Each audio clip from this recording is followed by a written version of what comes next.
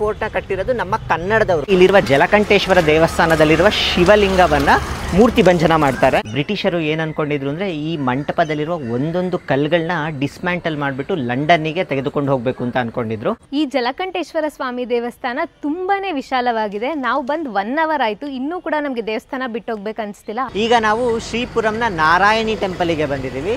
ಸಾಕಷ್ಟು ಜನ ಏನ್ ಮಾಡ್ತಾರೆ ಅಂದ್ರೆ ಬರ್ತಾರೆ, ಗೋಲ್ಡನ್ ಟೆಂಪಲ್ ನ ನೋಡ್ಕೊಂತಾರೆ, ಹೊರಟೋಗ್ತಾರೆ. ಬಟ್ ಮೂಲ ಸ್ಥಾನ ಇರೋದಿಲ್ಲ, ಇಲ್ಲಿಗೆ ಬಂದು ದರ್ಶನ ಮಾಡ್ಕೊಳ್ಳೇಬೇಕು.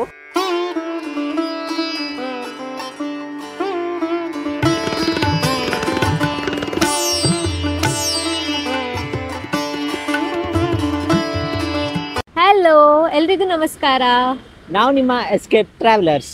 ನೀವೇನಾದ್ರೂ ಫಸ್ಟ್ ಟೈಮ್ ನಮ್ಮ ವಿಡಿಯೋನ ನೋಡ್ತಿದ್ರೆ ದಯವಿಟ್ಟು ನಮ್ಮ ಚಾನೆಲ್ನ ಸಬ್ಸ್ಕ್ರೈಬ್ ಮಾಡ್ಕೊಳ್ಳಿ.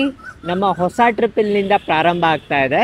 ನಾವು ಇವಾಗ ಕಾಂಚೀಪುರಂಗೆ ಹೋಗಬೇಕು ಅಂತ ಅನ್ಕೊಂಡಿದ್ವಿ. ದಾರಿನಲ್ಲೇ ಬರುವಾಗ ವೆಲ್ಲೂರಿನಲ್ಲಿ ಒಂದು ಬ್ಯೂಟಿಫುಲ್ ಫೋರ್ಟ್ ಇದೆ, ಹಾಗೆ ಜಲಕಂಠೇಶ್ವರ ದೇವಸ್ಥಾನ ಇದೆ. ಅದನ್ನ ಕವರ್ ಮಾಡಬೇಕು ಅಂತ ಬಂದಿದ್ದೀವಿ. ಈಗ ನಾವು ದೇವಸ್ಥಾನಕ್ಕೆ ಹೋಗಕ್ ಮುಂಚೆ ನಾವು ಹೋಟೆಲ್ಗೆ ನಿಲ್ಸಿದೀವಿ. ಈ ಹೋಟೆಲ್ ಹೆಸರು ಹೋಟೆಲ್ ಅರಿಯಾಸ್ ಅಂತ. ಇದು ಬೆಂಗಳೂರು ಮತ್ತೆ ಚೆನ್ನೈ ರೋಡ್ ನಲ್ಲಿ ಇದೆ. ಇನ್ನೇನು ವೆಲ್ಲೂರ್ ನಮಗೆ 20 ಕಿಲೋಮೀಟರ್ಸ್ ಇದೆ ಅನ್ನೋಷ್ಟೊತ್ತಿಗೆ ಈ ಹೋಟೆಲ್ ಸಿಗುತ್ತೆ. ಇದ್ರ ಲೊಕೇಶನ್ ಕೂಡ ನಾನು ಡಿಸ್ಕ್ರಿಪ್ಷನ್ ಬಾಕ್ಸ್ ನಲ್ಲಿ ಕೊಟ್ಟಿರ್ತೇನೆ. ನಾವು ಇಡ್ಲಿ ವಡ ಆರ್ಡರ್ ಮಾಡಿದ್ವಿ, ಸೊ 2 ಸಪ್ರೇಟ್ ಆಗಿ ಕೊಟ್ಟಿದ್ದಾರೆ. ಇಲ್ಲಿ ಈ ತರ ಡಿಪ್ ಇಡ್ಲಿ ಮತ್ತೆ ಡಿಪ್ ವಡನ ಸಾಂಬಾರ್ ಇಡ್ಲಿ ಮತ್ತೆ ಸಾಂಬಾರ್ ವಡ ಅಂತ ಕರೀತಾರೆ.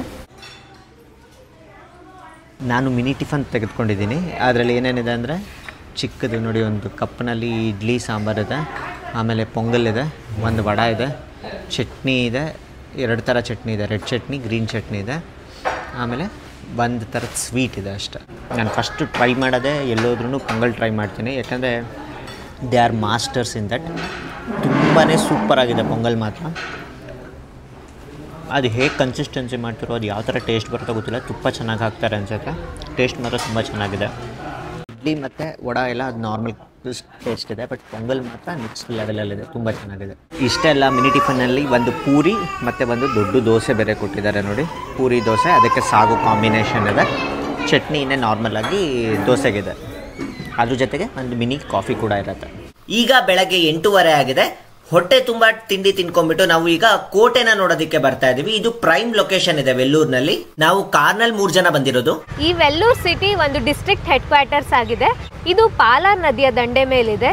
ಇಲ್ಲಿ ತುಂಬಾನೇ ಇಂಜಿನಿಯರಿಂಗ್ ಕಾಲೇಜಸ್ ಇದೆ. ಅದರಲ್ಲಿ one of the best engineering colleges ಅಂದರೆ VIT ಅಂತ, ಅಂದರೆ ವೆಲ್ಲೂರ್ ಇನ್ಸ್ಟಿಟ್ಯೂಟ್ ಆಫ್ ಟೆಕ್ನಾಲಜಿ. ಇಲ್ಲಿ ನಿಯರೆಸ್ಟ್ ರೈಲ್ವೆ ಸ್ಟೇಷನ್ ಬಂದ್ಬಿಟ್ಟು ನಿಮಗೆ ಕಾಟ್ಪಾಡಿ ರೈಲ್ವೆ ಸ್ಟೇಷನ್ ಆಗಿರುತ್ತೆ. ನಿಮಗೆ ಬೆಂಗಳೂರಿಂದ ತುಂಬಾನೇ ಬಸ್ಸಸ್ಸು ಮತ್ತೆ ಟ್ರೈನ್ಸ್ ಕೂಡ ಅವೈಲೇಬಲ್ ಇರುತ್ತೆ. ಈ ಕೋಟೆಯನ್ನ ಕಟ್ಟಿರೋದು 14ನೇ ಶತಮಾನದಲ್ಲಿ ನಮ್ಮ ಕರ್ನಾಟಕದ ವಿಜಯನಗರ ಸಾಮ್ರಾಜ್ಯದ ಸದಾಶಿವರಾಯನ ಆಸ್ಥಾನದಲ್ಲಿದ್ದ ಚಿನ್ನಭೂಮಿ ನಾಯಕ್ ಹಾಗೆ ತಿಮ್ಮಾರೆಡ್ಡಿ ನಾಯಕ್ ಎಂಬ 2 ನಾಯಕರು ಕಟ್ಟಿರುವ ಕೋಟೆ ಇದಾಗಿರುತ್ತೆ. ನೋಡಿ, ಸುತ್ತ ನೀರು.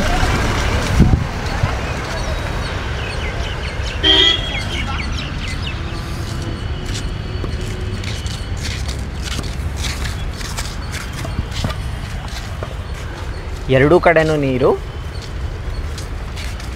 ಏನ್ ಬ್ಯೂಟಿಫುಲ್ ಆಗಿದೆ ನೋಡಿ ಫೋರ್ಟ್ ಅಂತ. 1566ನೇ ಇಸ್ವಿನಲ್ಲಿ ಈ ಕೋಟೆ ಕಟ್ಟಿರೋದು. ಸುಮಾರು ಇಂದಿಗೆ 460 ವರ್ಷಗಳ ಹಿಂದೆ ಈ ಬೃಹತ್ ಕೋಟೆನ ಕಟ್ಟಿರೋದು. ಇನ್ನ ಎಷ್ಟು ಗಟ್ಟಿಯಾಗಿ ನಿಂತಿದೆ ನೋಡಿ ಈ ಕೋಟೆ.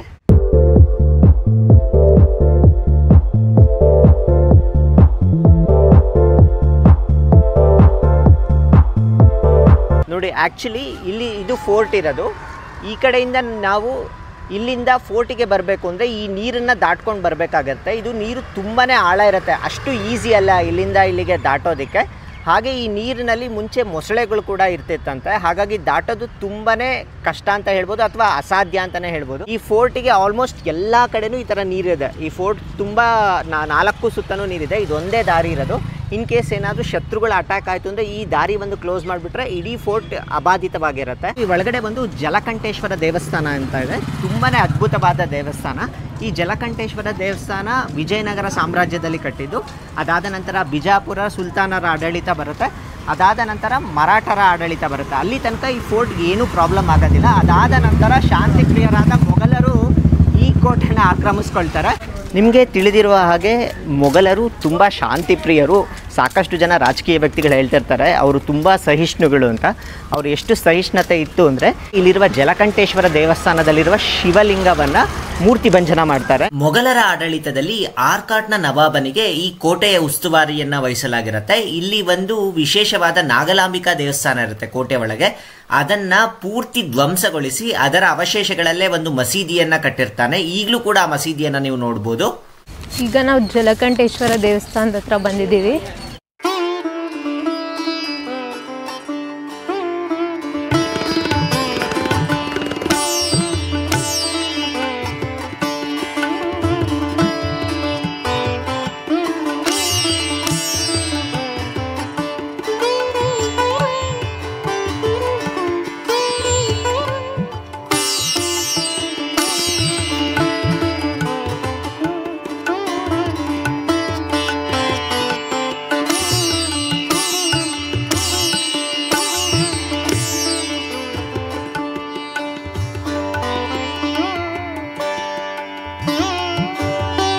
ಈಗ ನಾವು ವೆಲ್ಲೂರಿನ ಪ್ರಸಿದ್ಧವಾದ ಜಲಕಂಠೇಶ್ವರ ದೇವಸ್ಥಾನದ ಸನ್ನಿಧಾನದ ಮುಂದೆಗಡೆ ಇದ್ದೀವಿ. ಇಲ್ಲಿ ದೇವಸ್ಥಾನ ಕಟ್ಟೋದಕ್ಕೆ ಒಂದು ವಿಶೇಷವಾದ ಕತೆ ಕೂಡ ಇದೆ ಇದರ ಬಗ್ಗೆ. ಏನು ಅಂದರೆ ಚಿನ್ನಭೂಮಿ ನಾಯಕ್ ಈ ಕೋಟೆ ಕಟ್ಟಿದ್ದು. ಅವರ ಕನಸಿನಲ್ಲಿ ಪರಮಶಿವ ಬಂದುಬಿಟ್ಟು ನನಗೆ ಒಂದು ದೇವಸ್ಥಾನವನ್ನು ಕಟ್ಟಿಸು ಅಂತ ಹೇಳ್ತಾನಂತೆ. ಅವರು ಬಂದು ಈ ಜಾಗದಲ್ಲಿ ನೋಡಿದಾಗ ಒಂದು ಹುತ್ತದಲ್ಲಿ ಒಂದು ಶಿವಲಿಂಗ ಸಿಗುತ್ತಂತೆ. ಆ ಶಿವಲಿಂಗದ ಸುತ್ತಮುತ್ತ ಮಳೆ ಬಿದ್ದ ಜಲ ನಿಂತಿತ್ತಂತೆ. ಅದಕ್ಕೆ ಅದನ್ನು ಜಲಕಂಠೇಶ್ವರ ಅಂತ ಕರೆದುಬಿಟ್ಟು ಈ ವಿಶೇಷವಾದ ಕೋಟೆ ಮತ್ತು ಕೋಟೆ ಒಳಗಿನ ದೇವಸ್ಥಾನವನ್ನು ಕಟ್ಟಿರೋದು. ಒಮ್ಮೆ ನವಾಬನ ಕೈಗೆ ಈ ಪ್ರಾಂತ್ಯ ಬಂದ ತಕ್ಷಣ ದೇವಸ್ಥಾನದಲ್ಲಿ ಇರುವ ಶಿವಲಿಂಗವನ್ನು ಮೂರ್ತಿ ಭಂಜನ ಮಾಡ್ತಾನೆ. ಅದಾದ ನಂತರ ಸಾಕಷ್ಟು ವರ್ಷಗಳ ಕಾಲ ಈ ದೇವಸ್ಥಾನದಲ್ಲಿ ಯಾವುದೇ ರೀತಿಯ ಪೂಜೆ ಪುನಸ್ಕಾರಗಳಾಗಲಿ ಯಾವುದೂ ಇರೋದಿಲ್ಲ. ಇನ್ನು ಮುಂದೆ ಆರ್ಕಾಟನ ನವಾಬನಿಂದ ಬ್ರಿಟಿಷರ ಆಡಳಿತಕ್ಕೆ ಅಂದರೆ ಮಡ್ರಾಸ್ ಪ್ರೆಸಿಡೆನ್ಸಿ ಆಡಳಿತಕ್ಕೆ ಈ ಜಾಗ ಬರುತ್ತೆ. ಒಮ್ಮೆ ಬ್ರಿಟಿಷರ ಕೈಗೆ ಈ ಕೋಟೆ ಸಿಕ್ಕಿದ ನಂತರ ಈ ದೇವಸ್ಥಾನದಲ್ಲಿ ದೇವರ ಮೂರ್ತಿ ಕೂಡ ಇರೋದಿಲ್ಲ. ಈ ದೇವಸ್ಥಾನವನ್ನು ಗೋಡೌನ್ ರೀತಿ ಮಾಡ್ಕೋತಾರೆ. ಮದ್ದು ಗುಂಡುಗಳನ್ನ ಇಡೋದಕ್ಕೆ, ಯುದ್ಧಗಳಿಗೆ ಬೇಕಾಗುವ ಸಾಮಗ್ರಿಗಳನ್ನ ಇಡೋದಕ್ಕೆ ಗೋಡೌನ್ ರೀತಿಯನ್ನು ಉಪಯೋಗಿಸ್ಕೊಳ್ತಾರೆ. ಇನ್ನು 1947ರಲ್ಲಿ ನಮಗೆ ಸ್ವಾತಂತ್ರ್ಯ ಸಿಕ್ತು. ಸ್ವಾತಂತ್ರ್ಯ ಸಿಕ್ಕ ನಂತರ ಬ್ರಿಟಿಷರ ವಶದಲ್ಲಿದ್ದ ಈ ಕೋಟೆ ನಮ್ಮ ಸ್ವತಂತ್ರ ಭಾರತದ ಕೈಗೆ ಸಿಕ್ತು. ಅದಾದ ನಂತರ ಇದು ಆರ್ಕಿಯಾಲಜಿಕಲ್ ಸರ್ವೆ ಆಫ್ ಇಂಡಿಯಾಗೆ ಸೇರಿಸಿದ್ರು ಈ ದೇವಸ್ಥಾನವನ್ನು. ಒಮ್ಮೆ ಆರ್ಕಿಯಾಲಜಿಕಲ್ ಸರ್ವೆ ಆಫ್ ಇಂಡಿಯಾಗೆ ಸೇರಿದ ನಂತರ ಈ ದೇವಸ್ಥಾನದ ಒಳಗಡೆ ಯಾವುದೇ ರೀತಿ ವಿಗ್ರಹ ಪ್ರತಿಷ್ಠಾಪನೆಗೆ ಅವಕಾಶ ಕೊಡಲಿಲ್ಲ. ಆಗ ಇಲ್ಲಿ ವೆಲ್ಲೂರಿನ ಕೆಲವು ಪ್ರಮುಖರು ಹೋಗ್ಬಿಟ್ಟು ಸೆಂಟ್ರಲ್ ಗೌರ್ಮೆಂಟ್ ಹತ್ರ ಕೇಳ್ತಾರೆ, ನಮಗೆ ಈ ಥರ ಹಳೆಯ ದೇವಸ್ಥಾನ ಇದೆ, ಅಲ್ಲಿ ನಾವು ವಿಗ್ರಹ ಪ್ರತಿಷ್ಠಾಪನೆ ಮಾಡಿ ನಂತರ ಪೂಜೆ ಪುನಸ್ಕಾರಗಳನ್ನ ನಾವು ಮುಂದುವರಿಸ್ತೇವೆ ಅಂತ. ಆದರೆ ಆರ್ಕಿಯಾಲಜಿಕಲ್ ಸರ್ವೆ ಆಫ್ ಇಂಡಿಯಾಗೆ ಒಮ್ಮೆ ಬಿಲ್ಡಿಂಗ್ ಯಾವುದಾದ್ರೂ ಸೇರಿದ್ರೆ ಅದರಲ್ಲಿ ಯಾವುದೇ ರೀತಿಯ ಆಲ್ಟ್ರೇಷನ್ಸ್ಗೆ ಅಲೋ ಮಾಡೋದಿಲ್ಲ. ಹಾಗಾಗಿ ಅದನ್ನು ಖಡಾಖಂಡಿತವಾಗಿ ರಿಜೆಕ್ಟ್ ಮಾಡಿದ್ರು. ಅದಾದ ನಂತರ ಇಲ್ಲಿನ ಪ್ರಮುಖರು ಯಾವುದಾದ್ರೂ ಒಂದು ಸರಿಯಾದ ಸಮಯಕ್ಕೆ ಕಾಯ್ತಾ ಇದ್ರು. ಇನ್ನು ದೇವಸ್ಥಾನದ ಮುಂದಿನ ಇತಿಹಾಸವನ್ನು ದೇವಸ್ಥಾನದ ಒಳಗಡೆ ತಿಳಿದುಕೊಳ್ಳೋಣ ಬನ್ನಿ. ತುಂಬ ಚೆನ್ನಾಗಿ ಮೇಂಟೈನ್ ಮಾಡಿದ್ದಾರೆ, ವೆಲ್ ಮೇಂಟೈನ್ಡ್ ಅಂತ ಹೇಳ್ಬೋದು. ತುಂಬ ವಿಶಾಲವಾಗಿದೆ ಈ ದೇವಸ್ಥಾನ.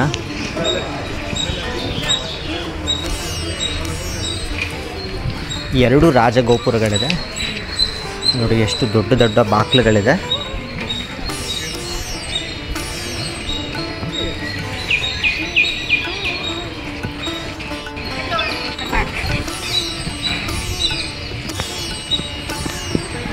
ಕೆತ್ತನೆ ನೋಡಿ ಮೇಲೆ ಎಷ್ಟು ಅದ್ಭುತವಾಗಿದೆ.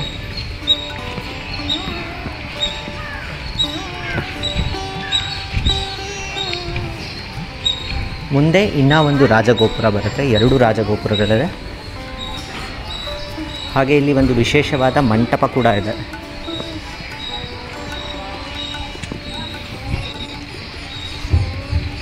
ವಿಶಾಲವಾದ ಪ್ರಾಂಗಣ. ಒಳಗಡೆ ಬಂದರೆ ತುಂಬ ವಿಶೇಷವಾದ ಜಾಗ. ತಮಿಳುನಾಡಿಗೆ ಬಂದರೆ ಅದೊಂದೇ ಖುಷಿ. ಎಷ್ಟು ಎತ್ತರದ ಗೋಪುರ, ಒಳ್ಳೆ ಆಕಾಶಕ್ಕೆ ಮುತ್ತಿಡ್ತಿದೆಯೇನೋ ಅನ್ನೋಷ್ಟು ಎತ್ತರವಾದ ಗೋಪುರಗಳಿರುತ್ತೆ.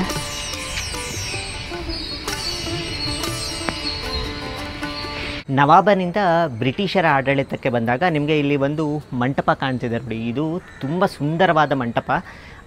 ಬ್ರಿಟಿಷರು ಏನು ಅಂದ್ಕೊಂಡಿದ್ರು ಅಂದರೆ ಈ ಮಂಟಪದಲ್ಲಿರುವ ಒಂದೊಂದು ಕಲ್ಲುಗಳನ್ನ ಡಿಸ್ಮ್ಯಾಂಟಲ್ ಮಾಡಿಬಿಟ್ಟು ಲಂಡನ್ನಿಗೆ ತೆಗೆದುಕೊಂಡು ಹೋಗಬೇಕು ಅಂತ ಅಂದ್ಕೊಂಡಿದ್ರು. ಲಂಡನ್ನಿಂದ ಒಂದು ವಿಶೇಷವಾದ ಹಡಗು ಕೂಡ ಹೊರಡುತ್ತೆ. ದೇವರ ದಯೆಯಿಂದ ಹೊರಟಿದ್ದ ಹಡಗು ಸಮುದ್ರದಲ್ಲೇ ಮುಳುಗೋಗ್ಬಿಡುತ್ತೆ. ಇಲ್ಲಾಂದರೆ ಈ ಮಂಟಪನ ನಾವು ಇಲ್ಲಿ ನೋಡೋದಕ್ಕೆ ಆಗ್ತಿರ್ಲಿಲ್ಲ, ಲಂಡನ್ನ ಮ್ಯೂಸಿಯಂನಲ್ಲಿ ನೋಡಬೇಕಾಗುತ್ತೆ. ನಮ್ಮ ಅದೃಷ್ಟ ಅಥವಾ ಅವರು ದುರಾದೃಷ್ಟ, ಹಾಗಾಗಿ ಈ ಮಂಟಪ ಇನ್ನೂ ನಮ್ಮಲ್ಲೇ ಉಳ್ಕೊಂಡಿದೆ.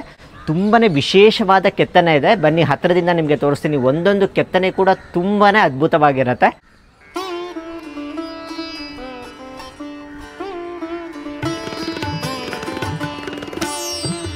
ನೋಡಿ, ಇಲ್ಲಿಂದ ನೋಡಿದ್ರೆ ಕೆತ್ತನೆ ಎಷ್ಟು ಅದ್ಭುತವಾಗಿ ಕಾಣುತ್ತೆ. ಇಂಥ ಒಳ್ಳೆ ಮಂಟಪನ, ಇಡೀ ಮಂಟಪನೇ ಕೆಡೋಗ್ಬಿಟ್ಟು ಈ ಪ್ರತಿಯೊಂದು ಕಂಬನ ಲಂಡನ್ನಿಗೆ ತೆಗೆದುಕೊಂಡು ಹೋಗಬೇಕು ಅಂತ ಪ್ಲ್ಯಾನ್ ಹಾಕಿರ್ತಾರೆ.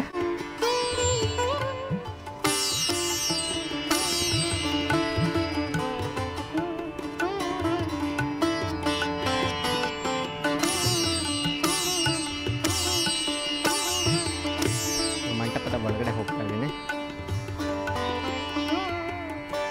ಒಂದೊಂದು ಕಂಬನು ವಿಶೇಷವಾಗಿ ಕೆತ್ತನೆ ಮಾಡಿದ್ದಾರೆ.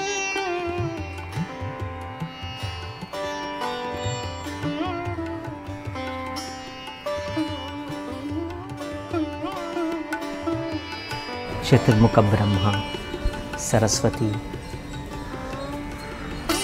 ಎಷ್ಟು ವಿಶೇಷವಾಗಿದೆ ನೋಡಿ ಕೆತ್ತನೆ. ಈ ಮಂಟಪದಲ್ಲಿ ಒಂದೊಂದು ಕೆತ್ತನೆನೂ ಕೂಡ ಎಷ್ಟು ಡೀಟೇಲಿಂಗ್ ಆಗಿದೆ ಅಂದರೆ ಈಗಿನ ಮಾಡರ್ನ್ ಟೆಕ್ನಾಲಜಿಯಲ್ಲಿ ಕೂಡ ನಾವು ಈ ಥರ ಮಾಡಲಿಕ್ಕೆ ಆಗೋದಿಲ್ಲ. ನೋಡಿ, ನೀವು ನೋಡ್ತಾ ಇರ್ಬೋದು, ಇದು ಒಂಥರ ಫ್ರೇಮ್ ಥರ ಎಷ್ಟು ಚೆನ್ನಾಗಿ ಅದು ಕಲ್ಲಲ್ಲಿ ಕಾರ್ವ್ ಮಾಡಿದ್ದಾರೆ ಇದನ್ನು.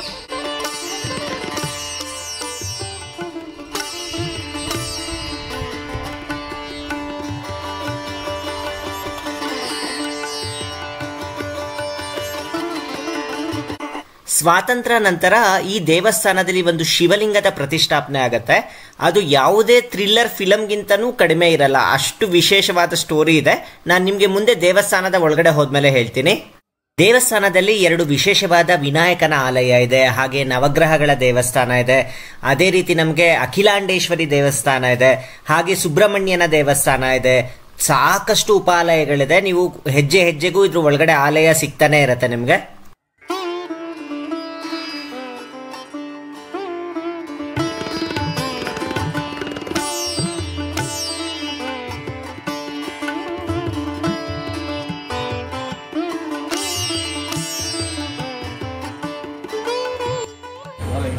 ಈಗ ದೇವಸ್ಥಾನದ ಗರ್ಭಗುಡಿ ಹತ್ರ ಬಂದಿದ್ದೀವಿ. ಇಲ್ಲಿ ನೀವು ನಂದಿಯ ವಿಗ್ರಹ ನೋಡ್ತಾ ಇದ್ದೀರಾ. ನಂದಿಯ ವಿಗ್ರಹ ಮುಂದೆ ಒಂದು ಧ್ವಜಸ್ತಂಭ ಇದೆ, ಧ್ವಜಸ್ತಂಭದ ಮುಂದೆ ಒಂದು ಬಲಿಪೀಠ ಕೂಡ ಇದೆ. ಇಲ್ಲಿ ಜಲಕಂಠೇಶ್ವರನಿಗೆ ತುಂಬಾ ಚೆನ್ನಾಗಿ ಅಲಂಕಾರ ಮಾಡಿರ್ತಾರೆ. ಹಾಗೆ ಕಾರ್ತಿಕ ಮಾಸದಲ್ಲಿ ಈ ದೇವಸ್ಥಾನಕ್ಕೆ ಸಾಕಷ್ಟು ಜನ ಬರ್ತಾರೆ. ಹಾಗೆ ಇಲ್ಲಿ ನಿಮಗೆ ಅನ್ನಪ್ರಸಾದದ ವ್ಯವಸ್ಥೆ ಕೂಡ ಇರುತ್ತೆ. ಮಧ್ಯಾಹ್ನ 12:30 ನಂತರ ಬಂದ್ರೆ ಇಲ್ಲಿ ಅನ್ನಪ್ರಸಾದ ವ್ಯವಸ್ಥೆ ಕೂಡ ಇರುತ್ತೆ. ಅದು ದೇವಾಲಯದ ಒಳಗಡೆನೆ ಇರುತ್ತೆ. ಇಲ್ಲಿಯ ಗೋಪುರಗಳು ದ್ರಾವಿಡ ವಾಸ್ತುಶಿಲ್ಪ ಶೈಲಿಯಲ್ಲಿದೆ. ಅದು 1981. ಸಾಕಷ್ಟು ಜನ ಇಲ್ಲಿಯ ಪ್ರಮುಖರು ಇಲ್ಲಿ ಶಿವಲಿಂಗನ ಪ್ರತಿಷ್ಠಾಪನೆ ಮಾಡಬೇಕು ಅಂತ ಕಾಯ್ತಾ ಇದ್ರು. 1981ನೇ ಮಾರ್ಚ್ ತಿಂಗಳಿನಲ್ಲಿ ಇಲ್ಲಿ ಶಿವಲಿಂಗನ ಪ್ರತಿಷ್ಠಾಪನೆ ಮಾಡಬೇಕು ಅಂತ ಅಂದ್ಕೊಂಡಿದ್ರು. ಆದರೆ ಇಲ್ಲಿ ಸರ್ಕಾರದಿಂದ ಯಾವುದೇ ರೀತಿ ಒಳ್ಳೆಯ ಸ್ಪಂದನೆ ಅಂತೂ ಸಿಕ್ಕಲಿಲ್ಲ. ಹಾಗಾಗಿ ಇಲ್ಲಿ ಸೀಕ್ರೆಟ್ ಆಪರೇಷನ್ ರೀತಿ ಶಿವಲಿಂಗನ ಪ್ರತಿಷ್ಠಾಪನೆ ಮಾಡಬೇಕು ಅಂತ ಅಂದ್ಕೊಂಡಿದ್ರು. ಒಂದು ಟ್ರಕ್ನಲ್ಲಿ ಒಂದು ಶಿವಲಿಂಗನ ಮಾಡಿಸ್ಬಿಟ್ಟು ಆ ಟ್ರಕ್ನ ತೆಗೆದುಕೊಂಡು ಈ ಕೋಟೆ ಒಳಗಡೆ ತಂದಿಟ್ಕೊಂಡಿದ್ರು. ಅದರಲ್ಲಿ ಶಿವಲಿಂಗ ಇದೆ ಅಂತ ಯಾರಿಗೂ ಗೊತ್ತೇ ಇರಲಿಲ್ಲ. 2,000 ಜನ ಬಂದುಬಿಟ್ಟು ಕೋಟೆಯ ಸುತ್ತ ಕಾವಲಿಗೆ ನಿಂತ್ಕೊಂಡು ಒಳಗಡೆ ಶಿವಲಿಂಗದ ಪ್ರತಿಷ್ಠಾಪನೆ ಆಗಿತ್ತು. ಸರ್ಕಾರದ ವ್ಯಕ್ತಿಗಳು ಮತ್ತು DC ಅವರೆಲ್ಲ ಬರೋಷ್ಟೊತ್ತಿಗೆ ಇಲ್ಲಿ ಶಿವಲಿಂಗದ ಪ್ರತಿಷ್ಠಾಪನೆ ಆಗೇ ಹೋಗಿತ್ತು. ಆ ಶಿವಲಿಂಗ ಪ್ರತಿಷ್ಠಾಪನೆ ಆದ ನಂತರ ಯಾರೂ ಏನೂ ಮಾಡಲಿಕ್ಕೆ ಆಗಲಿಲ್ಲ. ಹಾಗಾಗಿ ನಾವು ಅವರಿಗೆ ಕೈ ಎತ್ತಿ ಮುಗಿಬೇಕು, ಯಾರೆಲ್ಲ ಇಲ್ಲಿ ಪ್ರತಿಷ್ಠಾಪನೆಗೆ ಶ್ರಮ ವಹಿಸಿದ್ರೋ. ಇಲ್ಲಾಂದರೆ ನಾವು ಇದನ್ನು ಮ್ಯೂಸಿಯಮ್ ಆಗಿ ನೋಡಬೇಕಾಗಿತ್ತು.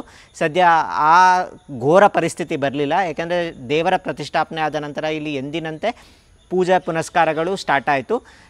ಅಂದಿನಿಂದ ಇಂದಿನ ತನಕ ಯಾವುದೇ ರೀತಿ ವಿಘ್ನ ಇಲ್ಲದೆ ಎಲ್ಲ ಪೂಜೆ ಪುನಸ್ಕಾರಗಳು ನೆರವೇರ್ತಾ ಇದೆ. ತುಂಬಾ ಅದ್ಭುತವಾದ ದೇವಸ್ಥಾನ ಅಂತ ಹೇಳ್ಬೋದು. ಒಳಗಡೆ ಕೂಡ ಸಾಕಷ್ಟು ಉಪಾಲಯಗಳಿದೆ. ಅದರಲ್ಲಿ ಅಮ್ಮನವ್ರನ್ನ ಅಖಿಲಾಂಡೇಶ್ವರಿ ಅಂತ ಕರೀತಾರೆ. ತುಂಬಾ ವಿಶೇಷವಾದ ಮೂರ್ತಿ, ನೋಡೋದಕ್ಕೆ 2 ಕಣ್ಣು ಸಾಲದು, ಅಷ್ಟು ಚೆನ್ನಾಗಿ ಅಲಂಕಾರ ಮಾಡಿರ್ತಾರೆ.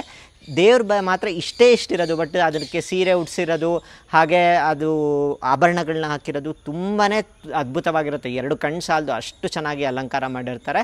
ಹಾಗೆ ಇಲ್ಲಿ ವೆಂಕಟೇಶ್ವರ ಮೂರ್ತಿ ಇದೆ, ಹಾಗೆ ಮುರುಘನ ದೇವಸ್ಥಾನ ಇದೆ, 2 ವಿನಾಯಕನ ದೇವಸ್ಥಾನ ಇದೆ. ತುಂಬ ಉಪಾಲಯಗಳಿದೆ. ಹಾಗೆ ಸುತ್ತ ಸಾಕಷ್ಟು ವಿಗ್ರಹಗಳನ್ನ ಪ್ರತಿಷ್ಠಾಪನೆ ಮಾಡಿದ್ದಾರೆ. ಒಳಗಡೆ ನಮಗೆ ದಕ್ಷಿಣಾಮೂರ್ತಿಯ ದರ್ಶನ ಮಾಡ್ಬೋದು. ತುಂಬಾ ವಿಶೇಷ ಹಾಗೂ ವಿಭಿನ್ನವಾದ ದೇವಸ್ಥಾನ ಅಂತ ಹೇಳ್ಬೋದು ಇದನ್ನು. ಒಳಗಡೆ ಜಲಕಂಠೇಶ್ವರ ವಿಗ್ರಹ ಪ್ರತಿಷ್ಠಾಪನೆ ಮಾಡಿದಾರಲ್ಲ, ಅದು ಕೂಡ ತುಂಬ ವಿಶೇಷವಾದ ವಿಗ್ರಹ ಆಗಿದೆ. ಆ ಶಿವಲಿಂಗ ನೋಡೋದಕ್ಕೆ 2 ಕಣ್ಣು ಸಾಲದು, ಅಷ್ಟು ಅದ್ಭುತವಾಗಿ ಅಲಂಕಾರ ಮಾಡಿರ್ತಾರೆ. ತುಂಬ ದೊಡ್ಡ ದೇವಸ್ಥಾನ ಇದು. ಇನ್ ಕೇಸ್ ಏನಾದರೂ ಇಲ್ಲಿ ಶಿವಲಿಂಗ ಇರಲಿಲ್ಲ ಅಂದರೆ ಈ ಕಳೆ ಈ ದೇವಸ್ಥಾನಕ್ಕೆ ಖಂಡಿತ ಇರ್ತಿರಲಿಲ್ಲ. ದೇವರ ಪ್ರತಿಷ್ಠಾಪನೆ ಆದ ನಂತರ ಈ ದೇವಸ್ಥಾನದ ವ್ಯಾಲ್ಯೂನೇ ಹೆಚ್ಚಾಯಿತು ಅಂತ ಹೇಳ್ಬೋದು. ಬ್ರಿಟಿಷರು ವಶಪಡಿಸ್ಕೊಂಡ ನಂತರ ಇಲ್ಲಿ ಒಂದು ಚರ್ಚ್ ಕೂಡ ಎದ್ದೋಳುತ್ತೆ. ಈ ಕೋಟೆ ಒಳಗಡೆ ಒಂದು ಚರ್ಚ್ ಕೂಡ ಎದ್ದೋಳುತ್ತೆ. ನೀವು ನೋಡ್ಬೋದು, ಚರ್ಚ್ ಕೂಡ ಇದೆ, ಹಾಗೆ ಮಸೀದಿ ಕೂಡ ಇದೆ ಈ ಕೋಟೆ ಒಳಗಡೆ.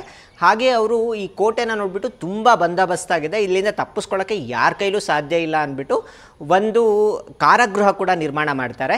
ಹೇಗೂ ದೇವಸ್ಥಾನದ ಒಳಗಡೆ ಯಾವುದೇ ರೀತಿಯ ಪೂಜೆಗಳು ನಡೀತಾ ಇರೋದಿಲ್ಲ. ಇಲ್ಲಿ ಮದ್ದು ಗುಂಡುಗಳನ್ನ ಸ್ಟೋರ್ ಮಾಡ್ತಾರೆ. ನೋಡಿ, ನಮ್ಮ ದೇವಸ್ಥಾನವನ್ನು ನಮ್ಮ ವಿರುದ್ಧ ಯುದ್ಧ ಮಾಡಲಿಕ್ಕೋಸ್ಕರ ಮದ್ದು ಗುಂಡುಗಳನ್ನ ಶೇಖರಣೆ ಮಾಡ್ತಾರೆ. ಈ ಬ್ರಿಟಿಷರು ಎಷ್ಟು ಕಿರಾತಕರಿರಬೇಕು ಅಂತ. ಇಲ್ಲಿ ಕಾರಾಗೃಹ ನಿರ್ಮಾಣ ಆಯ್ತಲ್ಲ, ಕಾರಾಗೃಹ ನಿರ್ಮಾಣ ಆದಮೇಲೆ ಸ್ವತಂತ್ರ ಸಂಗ್ರಾಮದಲ್ಲಿ ಯಾರ್ಯಾರು ಅವರ ವಿರುದ್ಧ, ಬ್ರಿಟಿಷರ ವಿರುದ್ಧ ಇರ್ತಾರೋ ತಗೊಂಬಂದು ಈ ಜೈಲಿನಲ್ಲಿ ಇಡೋದಕ್ಕೆ ಪ್ರಾರಂಭ ಮಾಡಿದ್ರು. ಅದಲ್ಲದೆ ಟಿಪ್ಪು ಸುಲ್ತಾನನ ಹೆಂಡತಿ ಮಕ್ಕಳನ್ನು ಕೂಡ ಈ ಜೈಲಿಗೆ ಕರ್ಕೊಂಡ್ಬಂದಿರ್ತಾರೆ. ಹೆಂಡತಿ ಕೂಡ ಈ ಕೋಟೆ ಒಳಗಡೆ ತನ್ನ ಕೊನೆ ಉಸಿರು ಎಳಿತಾಳೆ. ಹಾಗೆ ಶ್ರೀಲಂಕಾದ ಕಡೆಯ ರಾಜ ವಿಕ್ರಮಸಿಂಹನನ್ನು ಅವರ ಫ್ಯಾಮಿಲಿ ಪೂರ್ತಿ ಈ ಕೋಟೆ ಒಳಗಡೆ ಕರ್ಕೊಂಬಂದು ಬಂದಿಯಾಗಿ ಇಟ್ಟಿರ್ತಾರೆ. ಅವರ ಪೂರ್ತಿ ಫ್ಯಾಮಿಲಿ ಕೂಡ ಇಲ್ಲೇ ಕೊನೆ ಉಸಿರು ಎಳಿತಾರೆ. ಅವರು ನ್ಯಾಚುರಲ್ ಡೆತ್ ಆಯಿತೋ ಗೊತ್ತಿಲ್ಲ, ಅಥವಾ ಬ್ರಿಟಿಷರೇ ಹಿಂಸೆ ಕೊಟ್ಟು ಸಾಯಿಸಿದ್ರೋ ಗೊತ್ತಿಲ್ಲ. ಅದೆಲ್ಲ ಇತಿಹಾಸದ ಗರ್ಭದಲ್ಲಿ ಸೇರಿ ಹೋಗಿದೆ. ಅದರ ಬಗ್ಗೆ ಯಾರಿಗೂ ಮಾಹಿತಿ ಗೊತ್ತಿಲ್ಲ. ಹಾಗೆ ನಿಮಗೆ ತಿಳಿದಿರ್ಬೋದು, 1857ರಲ್ಲಿ ಪ್ರಥಮ ಸ್ವಾತಂತ್ರ್ಯ ಸಂಗ್ರಾಮ, ಅದನ್ನು ಬ್ರಿಟಿಷರು ಸಿಪಾಯಿ ದಂಗೆ ಅಂತ ಕರೆದ್ರು. ನಾವು ಭಾರತೀಯರದನ್ನು ಪ್ರಥಮ ಸ್ವಾತಂತ್ರ್ಯ ಸಂಗ್ರಾಮ ಅಂತ ಕರೆದ್ವಿ, first war of Indian independence ಅಂತ. ಅದರ ಶ್ರೀಕಾರ ಸುತ್ತಿದ್ದು ಇಲ್ಲಿಂದನೇ ಪ್ರಾರಂಭ ಆಗಿದ್ದು. ಈ ಜಲಕಂಠೇಶ್ವರ ಸ್ವಾಮಿ ದೇವಸ್ಥಾನ ತುಂಬಾ ವಿಶಾಲವಾಗಿದೆ. ನಾವು ಬಂದು 1 ಅವರ್ ಆಯಿತು, ಇನ್ನೂ ಕೂಡ ನಮಗೆ ದೇವಸ್ಥಾನ ಬಿಟ್ಟೋಗ್ಬೇಕು ಅನಿಸ್ತಿಲ್ಲ, ಅಷ್ಟು ಚೆನ್ನಾಗಿದೆ. ಇಲ್ಲಿನ ವೈಬ್ಸ್ ಕೂಡ ತುಂಬ ಚೆನ್ನಾಗಿದೆ. ಇನ್ನು ನೀವು ವೆಲ್ಲೂರಿಗೆ ಬಂದಾಗ ಯಾವುದೆಲ್ಲ ಜಾಗಗಳು ನೋಡ್ಬೋದು ಅಂದರೆ, ವೆಲ್ಲೂರು ಫೋರ್ಟ್ ನೋಡ್ಬೋದು. ಅದೇ ರೀತಿ ಈ ಜಲಕಂಠೇಶ್ವರ ಸ್ವಾಮಿ ದೇವಸ್ಥಾನನ ವಿಸಿಟ್ ಮಾಡ್ಬೋದು. ಮತ್ತು ನಿಮಗೆ ವೆಲ್ಲೂರಿಂದ 10 ಕಿಲೋಮೀಟರ್ಸಲ್ಲಿ ನಿಮಗೆ ಶ್ರೀಪುರಂನಲ್ಲಿರುವ ಗೋಲ್ಡನ್ ಟೆಂಪಲ್ನ ಕೂಡ ನೀವು ವಿಸಿಟ್ ಮಾಡ್ಬೋದಾಗಿರುತ್ತೆ. ಇನ್ನು ಈ ಫೋರ್ಟ್ ಅಥವಾ ಜಲಕಂಠೇಶ್ವರ ಸ್ವಾಮಿ ದೇವಸ್ಥಾನದ ಒಂದು ಟೈಮಿಂಗ್ಸ್ ಏನಿದೆ ಅಂದರೆ, ನಿಮಗೆ ಬೆಳಗ್ಗೆ 6 ಗಂಟೆಯಿಂದ ಮಧ್ಯಾಹ್ನ 1 ಗಂಟೆವರೆಗೂ ಓಪನ್ ಇರುತ್ತೆ. ಮತ್ತು ಮಧ್ಯಾಹ್ನ ಫುಲ್ಲು ಕ್ಲೋಸ್ ಮಾಡ್ತಾರೆ. ಮತ್ತು ಸಂಜೆ 4 ಗಂಟೆಗೆ ಓಪನ್ ಮಾಡಿ ರಾತ್ರಿ 8 ಗಂಟೆವರೆಗೂ ಕೂಡ ಓಪನ್ ಇರುತ್ತೆ. ಫೈನಲಿ ಇಲ್ಲಿ ನಮಗೆ ದೇವಸ್ಥಾನದ ದರ್ಶನ ಆಯಿತು. ದೇವಸ್ಥಾನದ ದರ್ಶನ ತುಂಬ ಚೆನ್ನಾಗಿ ಆಯಿತು, ತುಂಬ ಪೀಸ್ಫುಲ್ಲಾಗಿ ಆಯಿತು. ನಾವು ಇಲ್ಲಿಂದ ಶ್ರೀಪುರಂನ ಗೋಲ್ಡನ್ ಟೆಂಪಲ್ಗೆ ಹೋಗ್ತಾ ಇದ್ದೀವಿ ಈಗ. ಇನ್ ಕೇಸ್ ಏನಾದರೂ ನೀವು ಇಲ್ಲಿಂದ ಶ್ರೀಪುರಂಗೆ ಹೋಗಬೇಕು ಅಂದರೆ, ನೀವು ಇಲ್ಲೇ ಎದುರುಗಡೆ ಇರುವ ಬಸ್ ಸ್ಟ್ಯಾಂಡ್ಗೆ ಹೋದರೆ ಸಾಕಷ್ಟು ಬಸ್ಸಸ್ ಅವೈಲಬಲ್ ಇರುತ್ತೆ. ಹಾಗೆ ನೀವು ಇಲ್ಲಿ ಆಟೋಗಳು ಕೂಡ ಅವೈಲಬಲ್ ಇರುತ್ತೆ, ಆಟೋದಲ್ಲಿ ಕೂಡ ಹೋಗ್ಬೋದು. ಹಾಗೆ ಬಸ್ ಸ್ಟ್ಯಾಂಡಿಂದ ಶೇರ್ಡ್ ಆಟೋ ಕೂಡ ಇರುತ್ತೆ. ನಿಮಗೆ ಒಬ್ಬರಿಗೆ 30 ರೂಪಾಯಿ ತೆಗೆದುಕೊಳ್ತಾರೆ ಶ್ರೀಪುರಂಗೆ ಹೋಗೋದಕ್ಕೆ. ನಿಜವಾಗ್ಲೂ ಎಷ್ಟು ಚೆನ್ನಾಗಿತ್ತು ಅಂದರೆ ಮತ್ತೆ ನಮಗೀಗ ಹೋಗೋದಕ್ಕೆ ಮನಸ್ಸು ಬರ್ತಿಲ್ಲ, ಅಷ್ಟು ಅದ್ಭುತವಾದ ದೇವಸ್ಥಾನ. ಇಲ್ಲಿಗೆ ಬಂದರೆ ಒಂದು 2 ಅವರ್ಸ್ ಆದರೂ ಆರಾಮಾಗಿ ಕೂತ್ಕೊಂಡು ದೇವರ ದರ್ಶನ ಮಾಡಿಕೊಂಡು ಹಾಗೆ ಪೂರ್ತಿ ಪರಿಸರನ ಎಂಜಾಯ್ ಮಾಡಿಕೊಂಡು ಹೋಗಬೇಕು. ಹಾಗಾಗಿ ನೀವು ಈ ದೇವಸ್ಥಾನಕ್ಕೆ ಬಂದರೆ ಒಂದು 2 ಅವರ್ಸ್ ಆದರೂ ಇಟ್ಕೊಳ್ಳಿ ಟೈಮು. ಸುಮ್ಮನೆ ದರ್ಶನ ಮಾಡಿಕೊಂಡು ಹೋಗಬೇಡಿ, ಆರಾಮಾಗಿ ಕೂತ್ಕೊಂಡು. ತುಂಬ ವಿಶಾಲವಾಗಿದೆ ದೇವಸ್ಥಾನ, ಪ್ರತಿಯೊಂದು ಜಾಗನೂ ಹೋಗ್ಬಿಟ್ಟು ನೋಡ್ಕೊಂಬನ್ನಿ. ಈಗ ನಾವು ಜಲಕಂಠೇಶ್ವರ ಸ್ವಾಮಿ ದರ್ಶನ ಮಾಡಿಕೊಂಡು ನಂತರ ನಾವು ವೆಲ್ಲೂರಿನ ಸುಪ್ರಸಿದ್ಧವಾದ ಗೋಲ್ಡನ್ ಟೆಂಪಲ್ ಸ್ವರ್ಣ ಮಂದಿರಕ್ಕೆ ಹೋಗ್ತಾ ಇದ್ದೀವಿ. ಇದು ಲಕ್ಷ್ಮೀ ಅಮ್ಮನವರು ಅಂದರೆ ನಾರಾಯಣಿ ಅಮ್ಮನವರ ದೇವಸ್ಥಾನ. ನೋಡಿ, ಇದು ಶ್ರೀಪುರಂನ ಎಂಟ್ರೆನ್ಸ್. ಅದು Sripuram Narayani temple, golden ಟೆಂಪಲ್ನ entrance. ಅದು ನೋಡಿ, ಬೋರ್ಡ್ ಹಾಕಿದ್ದಾರೆ ಶ್ರೀಪುರಂ ನಾರಾಯಣಿ ಗೋಲ್ಡನ್ ಟೆಂಪಲ್ ಅಂತ. ಇದು ವಿನಾಯಕನ ದರ್ಶನ ಮಾಡ್ಬೋದು.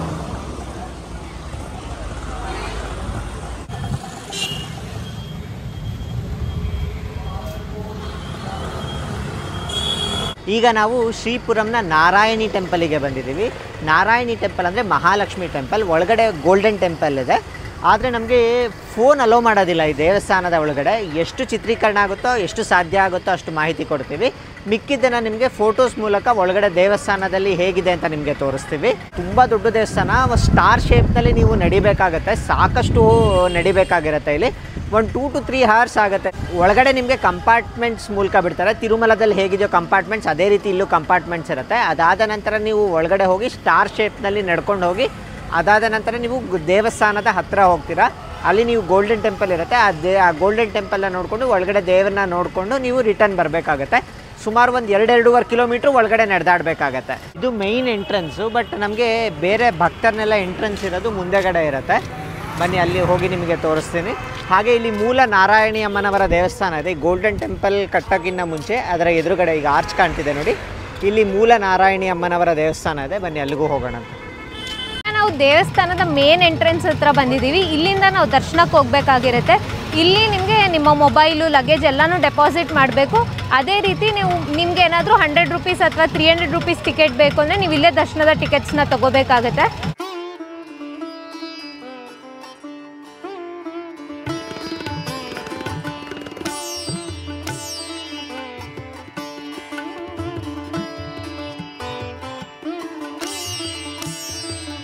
ಇಲ್ಲಿ ನಿಮಗೆ ದರ್ಶನದ ಟಿಕೆಟ್ಸ್ ಬೇಕಿದ್ರೆ ತೊಗೋಬಹುದು. ಇಲ್ಲಿ ಅಭಿಷೇಕದ ಟಿಕೆಟ್ಸ್ ಇದೆ, ಮತ್ತು ನಿಮಗೆ ವೇದ ಪಾರಾಯಣ ಸೇವಾ ಟಿಕೆಟ್ಸ್ ಇದೆ.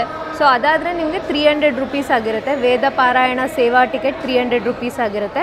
ಕುಂಕುಮಾರ್ಚನಾ ಸೇವಾ ಟಿಕೆಟ್ 500 ರೂಪೀಸ್ ಆಗಿರುತ್ತೆ. ಮತ್ತು ಇಲ್ಲಿ ಮಹಾಲಕ್ಷ್ಮಿ ಅಭಿಷೇಕಂ ಟಿಕೆಟು 3000 ರೂಪಾಯಿ ಆಗಿರುತ್ತೆ. ಈ ರೀತಿ ನಿಮಗೆ ವಿವಿಧ ರೀತಿಯ ಟಿಕೆಟ್ಗಳಿಲ್ಲಿ ಅವೈಲೇಬಲ್ ಇದೆ. ನಿಮ್ಗೆ ಯಾವ ಟಿಕೆಟ್ ಬೇಕು ಆ ಟಿಕೆಟ್ ತೊಗೊಂಡು ಕೂಡ ನೀವು ದರ್ಶನಕ್ಕೆ ಹೋಗ್ಬೋದು. ಇಲ್ಲಾಂದರೆ ನಿಮಗೆ ಫ್ರೀ ದರ್ಶನದ ಕ್ಯೂ ಲೈನ್ಸ್ ಕೂಡ ಅವೈಲೇಬಲ್ ಇರುತ್ತೆ. ನೀವು ಫ್ರೀ ದರ್ಶನಕ್ಕೂ ಕೂಡ ಹೋಗಬಹುದು. ಆದರೆ ನಿಮಗೆ ಫ್ರೀ ದರ್ಶನಕ್ಕೆ ಹೋದರೆ ತುಂಬಾ ರಶ್ ಇರುತ್ತೆ. ನೋಡಿ, ಇಲ್ಲೇ ನೀವು ನೋಡ್ತಿರ್ಬೋದು, ಎಂಟ್ರೆನ್ಸಲ್ಲೇ ಸಖತ್ತು ಜನ ಇದ್ದಾರೆ. ಸೊ ನಿಮಗೆ ದರ್ಶನ ಆಗಲಿಕ್ಕೆ ಸ್ವಲ್ಪ ಟೈಮ್ ಹಿಡಿಯುತ್ತೆ. ಅದೇ ನೀವು ಟಿಕೆಟ್ ತೊಗೊಂಡೋದ್ರೆ ನಿಮಗೆ ಸ್ವಲ್ಪ ಬೇಗ ದರ್ಶನ ಆಗುತ್ತೆ. ಡೆಪಾಸಿಟ್ ಕೌಂಟರ್ಸ್ ಅವೈಲೇಬಲ್ ಇದೆ. ಅಂದರೆ ನಿಮ್ಮ ಫೋನು, ಲಗೇಜು, ಮೊಬೈಲು, ಸ್ಲಿಪ್ಪರ್ ಎಲ್ಲನೂ ಇಲ್ಲಿ ಡೆಪಾಸಿಟ್ ಮಾಡ್ಬೋದು. ಒಂದೊಂದು ಕೌಂಟರ್ಸ್ ಇಟ್ಟಿದ್ದಾರೆ ಇಲ್ಲಿ.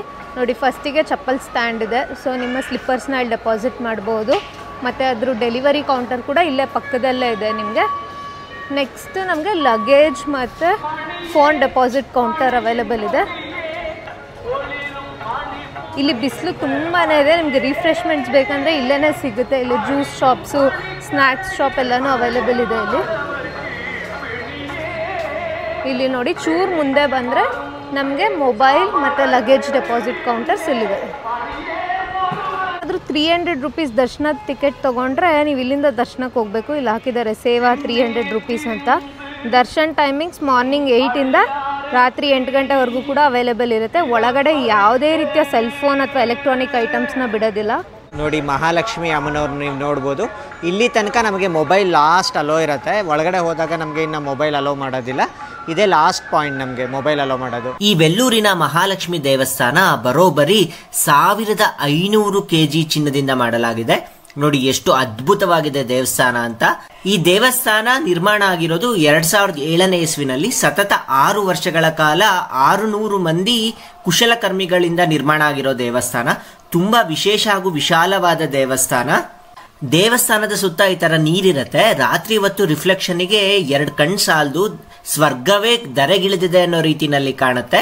ಇಲ್ಲಿ ದೇವಸ್ಥಾನದ ಪ್ರತಿಯೊಂದು ಗೋಡೆ, ಕಂಬಗಳು ಹಾಗೆ ಗೋಪುರಗಳನ್ನ ಬಂಗಾರದ ತಗಡುಗಳಿಂದ ಮುಚ್ಚಲಾಗಿದೆ. ಈ ದೇವಸ್ಥಾನ ಸುಮಾರು 100 ಎಕರೆ ವಿಸ್ತೀರ್ಣದಲ್ಲಿದೆ. ತುಂಬಾ ವಿಶಾಲವಾಗಿದೆ. ನೀವೊಂದು 2 to 3 ಕಿಲೋಮೀಟರ್ಸ್ ಒಳಗಡೆ ನಡಿಬೇಕಾಗಿರುತ್ತೆ. ಅಷ್ಟು ದೊಡ್ಡ ದೇವಸ್ಥಾನ ಇದು. ಈ ದೇವಸ್ಥಾನದ ಪ್ರಧಾನ ದೇವತೆ ನಾರಾಯಣಿ ಅಮ್ಮನವರು, ಅಂದರೆ ಲಕ್ಷ್ಮೀ ಅಮ್ಮನವರು. ಸಂಪತ್ತಿನ ಅಧಿದೇವತೆಯಾದ ಲಕ್ಷ್ಮೀ ಅಮ್ಮನವರ ದರ್ಶನ ಮಾಡ್ಕೊಂಡ್ರಿ. ಈ ದೇವಸ್ಥಾನ ನಮ್ಮ ಕರ್ನಾಟಕದ ಬಾರ್ಡರ್ ಅಲ್ಲೇ ಇರೋದ್ರಿಂದ ನಮ್ಮ ಕರ್ನಾಟಕಕ್ಕೆ ತುಂಬಾ ಹತ್ರ. ಇನ್ನ ನೀವು ಒಮ್ಮೆ ಕೂಡ ಈ ದೇವಸ್ಥಾನ ನೋಡಿಲ್ಲ ಅಂದ್ರೆ ದಯವಿಟ್ಟು ನೀವು ಲೈಫ್ ನಲ್ಲಿ ಏನೋ ಮಿಸ್ ಮಾಡ್ಕೊಂಡಿದ್ದೀರಾ ಅಂತ ಅರ್ಥ. ಇಷ್ಟು ಅದ್ಭುತವಾದ ದೇವಸ್ಥಾನ ಬೇರೆಲ್ಲೂ ಸಿಗೋದಿಲ್ಲ. ಒಮ್ಮೆ ಈ ದೇವಸ್ಥಾನಕ್ಕೆ ಭೇಟಿ ಕೊಡೋದನ್ನ ಮರಿಬೇಡಿ. ಇದು ದೇವಸ್ಥಾನದ ಗೋಲ್ಡನ್ ಟೆಂಪಲ್ ದೇವಸ್ಥಾನದ ಎದುರುಗಡೆ ಇರುವ ಮೂಲ ಮೂರ್ತಿಯ ದೇವಸ್ಥಾನ. ಇದೇ ಮೂಲ ದೇವಸ್ಥಾನ. ಅದಾದ ನಂತರ ಗೋಲ್ಡನ್ ಟೆಂಪಲ್ ಹೊಸದಾಗಿ ಕಟ್ಟಿರೋದು. ಬನ್ನಿ ಒಳಗಡೆ ಹೋಗೋಣ. ಫೈನಲಿ ಒಳಗಡೆ ಅಮ್ಮನವರ ದರ್ಶನ ಆಯಿತು. ಸಾಕಷ್ಟು ಜನ ಏನು ಮಾಡ್ತಾರೆ ಅಂದರೆ ಬರ್ತಾರೆ, ಗೋಲ್ಡನ್ ಟೆಂಪಲ್ನ ನೋಡ್ಕೊತಾರೆ, ಹೊರಟೋಗ್ತಾರೆ. ಬಟ್ ಮೂಲ ಸ್ಥಾನ ಇರೋದಿಲ್ಲೇ. ಇಲ್ಲಿಗೆ ಬಂದು ದರ್ಶನ ಮಾಡ್ಕೊಳ್ಳೇಬೇಕು. ಹುತ್ತದ ರೂಪದಲ್ಲಿ ಅಮ್ಮನವರ ದರ್ಶನ ಕೊಡ್ತಾರೆ. ಅದಾದ ನಂತರ ಇನ್ನೊಂದು ನಿಜರೂಪ ದರ್ಶನ ಕೂಡ ಇರುತ್ತೆ. ತುಂಬ ವಿಶೇಷವಾಗಿರುತ್ತೆ. ನಿಮಗೆ ಗೋಲ್ಡನ್ ಟೆಂಪಲ್ನಲ್ಲಿ 2 ಕಿಲೋಮೀಟ್ರ್ ಯಾರಿಗೆಲ್ಲ ನಡೆಯೋದಕ್ಕಾಗೋದಿಲ್ಲ, ಇಲ್ಲಿ ಬಂದು ದರ್ಶನ ಮಾಡ್ಕೋಬೋದು. ದೇವರು ಅದೇ ರೀತಿಯಲ್ಲೇ ಇರುತ್ತೆ. ತುಂಬಾ ಕಳೆಯಾಗಿರುತ್ತೆ. ತುಂಬಾ ಚೆನ್ನಾಗಿದೆ ಈ ದೇವಸ್ಥಾನ ಕೂಡ. ವಿಸಿಟ್ ಮಾಡೋದನ್ನು ಮಾತ್ರ ಮರಿಬೇಡಿ. ಹಾಗೆ ನಿಮಗೆ ಈ ಥರ ಕುಂಕುಮದ ಪ್ರಸಾದವನ್ನು ಕೂಡ ಕೊಡ್ತಾರೆ. ಅದು ತೆಗೆದುಕೊಂಡು ದರ್ಶನ ಮುಗಿಸ್ಕೊಂಡು ಹೊರಗೆ ಬರ್ಬೋದಾಗಿರುತ್ತೆ. ಇವಾಗ ನಾವು ವೆಲ್ಲೂರಿಂದ ಹೊರಟಿದ್ದೀವಿ. ಸಿಕ್ಕಾಬಟ್ಟೆ ಬಿಸಿಲಿದೆ ಹೊರಗಡೆ. ಆಲ್ಮೋಸ್ಟ್ ನಮಗೆ 9-9:30 ಮಧ್ಯಾಹ್ನ 12 ಗಂಟೆ ಬಿಸಿಲು ಥರ ಫೀಲ್ ಆಗುತ್ತೆ. ದಾರಿಲಿ ಹೋಗ್ತಾ ನಮಗೆ ತಾಟ್ನಿಂಗ್ ಸಿಕ್ತು. ನೀವೇನಂತ ಕರಿತೀರೋ ಗೊತ್ತಿಲ್ಲ. ನಾವು ನಮ್ಮ ಕಡೆ ಇದನ್ನು ತಾಟ್ನಿಂಗ್ ಅಂತ ಕರಿತೀವಿ. ಇದನ್ನು ಐಸ್ ಆ್ಯಪಲ್ ಅಂತ ಕೂಡ ಕರೀತಾರೆ ಕೆಲವೊಬ್ಬರು. ತುಂಬಾ ಚೆನ್ನಾಗಿರುತ್ತೆ. ಈ ಸಮ್ಮರಲ್ಲಿ ಈ ತಮಿಳ್ನಾಡು ಸೈಡ್ ಬಂದರೆ ಇದೊಂದು ಅಡ್ವಾಂಟೇಜ್, ಇದು ತುಂಬ ಚೆನ್ನಾಗಿರುತ್ತೆ ತಿನ್ನೋದಕ್ಕೆ. ಹಾಗೆ ನಮಗಿದು ಚಿತ್ತೂರು ಕಡೆ ತಿರುಪತಿಗೆ ಏನಾದರೂ ಹೋಗ್ತಾ ಇದ್ರೆ ಅಲ್ಲೂ ಕೂಡ ದಾರಿನಲ್ಲಿ ಇಟ್ಕೊಂಡಿರ್ತಾರೆ. 100 ರೂಪೀಸ್ಗೆ 15 ಅಂತ ಏನೋ ಹೇಳಿದ್ರು. ಸ್ವಲ್ಪ ಕಾಸ್ಟ್ಲಿನೇ ಅಂತಲೇ ಅನ್ನಿಸ್ತು, ಬೇರೆ ಕಡೆಯಲ್ಲಿನ ಕಡಿಮೆನೇ ಇರುತ್ತೆ. ಬಟ್ ತುಂಬ ಚೆನ್ನಾಗಿರುತ್ತೆ ಸಮ್ಮರಿಗೆ ಇದು. ಇದನ್ನು ಟ್ರೈ ಮಾಡೋದನ್ನು ಮರಿಬೇಡಿ. ಇದೆಲ್ಲ ವೆಲ್ಲೂರಿನ ಇನ್ಫಾರ್ಮೇಷನ್ ಆಗಿತ್ತು. ಮುಂದೆ ನಿಮಗೆ ಕಂಚಿ ವೀಡಿಯೋಸ್ನ ಪೋಸ್ಟ್ ಮಾಡ್ತೀವಿ, ತಪ್ಪದೆ ಆ ವೀಡಿಯೋಸ್ನ ಕೂಡ ನೋಡಿ. ನೀವು ಒಂದೇ ಬಾರಿ ವೆಲ್ಲೂರು ಮತ್ತು ಕಂಚಿಯಲ್ಲಿರುವ ಎಲ್ಲ ದೇವಸ್ಥಾನಗಳನ್ನ ಭೇಟಿ ಕೊಡಬಹುದು. ಇದೆಲ್ಲ ಇವತ್ತಿನ ಇನ್ಫಾರ್ಮೇಷನ್. ಇದೇ ರೀತಿಯ ಇನ್ನೂ ಹೆಚ್ಚಿನ ಮಾಹಿತಿಗಾಗಿ ನಮ್ಮ ಚಾನಲ್ನ ಸಬ್ಸ್ಕ್ರೈಬ್ ಮಾಡ್ಕೊಳ್ಳಿ. ಹಾಗೆ ನಮ್ಮ ವಾಟ್ಸಪ್ ಗ್ರೂಪ್ಸ್ನ ಕೂಡ ಜಾಯಿನ್ ಆಗಿ. ನಮಸ್ಕಾರ.